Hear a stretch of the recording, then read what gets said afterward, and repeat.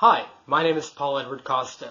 I'm a writer, a teacher, a spoken word performer, and I'm currently serving as the 2019 to 2021 Poet Laureate for the city of Mississauga.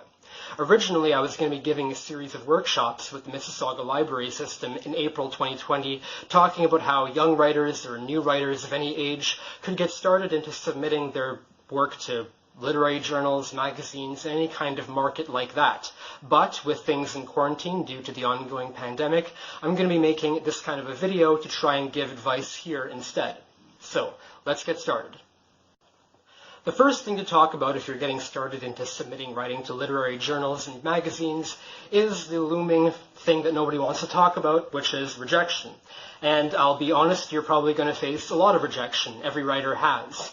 And every writer in the world, no matter how successful or new or unsuccessful, has faced more rejection in their career than they have had acceptance. I usually put it in terms of a comparison to somebody trying to get into combat sports. If you were trying to get into UFC and you said you wanted to get into it and not get punched in the face. It is an unfortunate reality, and it is something that it can be painful, but the key thing that I've learned is persistence. Because if you get rejected from a magazine, it could happen for any number of reasons. It could happen that your work didn't fit the theme for that month. It could happen that your work just didn't fit the general aesthetic of the magazine.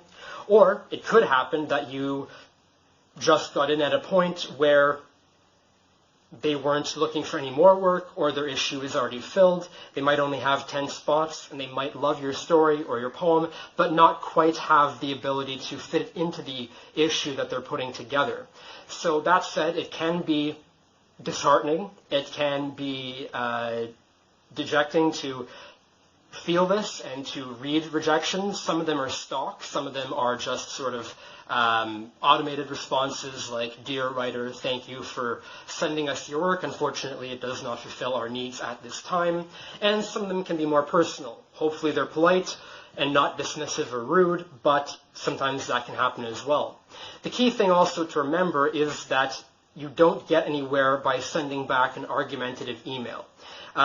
Generally, it's considered bad form to respond to rejection emails with, anger or an objection or some kind of way of telling them off. It doesn't get anywhere. If they've said no, complaining in an email is not going to change that fact. But we live in a society where people have a hard time dealing with rejection, and they have a hard time processing that. And even, as a teacher teaching students now, most teachers I know have had this problem where students don't know how to handle rejection or how to persist through it. And I think that's a human quality, whether you're a student or an adult. And the thing that helped me when it was very, very difficult, when I was starting out and I was getting, sort of nothing but rejections in my writing career, was that, and my friends are sick of hearing me say this, I'm sure, but it was that quote from the sixth, I think, Rocky movie, Rocky Balboa from 2006. That quote you've probably heard many, many places over again that says, "It ain't about how hard you can hit, it's about how hard you can get hit and keep moving forward.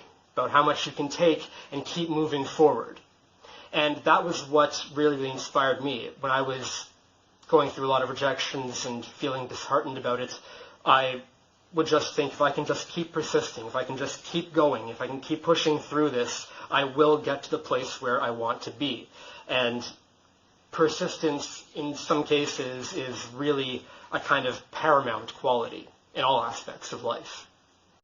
Unless the publisher tries to tell me otherwise, I generally always keep my documents, whether it's my stories or my poetry, in a kind of standard layout.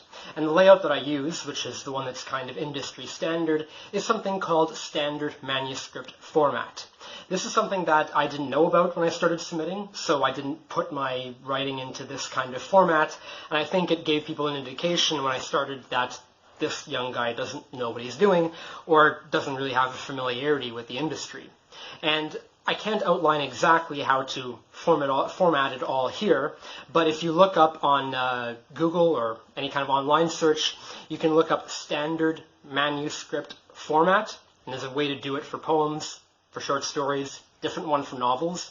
There's a guy called William Shun who has a website that I've seen a lot of publishers point writers to, but there's other ways of finding out as well. But if you look up standard manuscript format, it is a good idea to, as soon as you type out any of your writing, to immediately put it into this format, and that way it's always ready to go. So if you hear about a call for a submission, you don't have to take time to get it ready. If you stay ready in that way, you'll always be ready to go if an opportunity arises.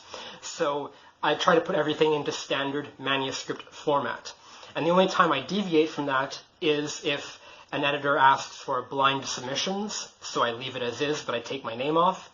Or if they want some kind of different formatting, then always adhere to that. But if you don't hear otherwise, or nobody tells you anything more specific, standard manuscript format is the way to go.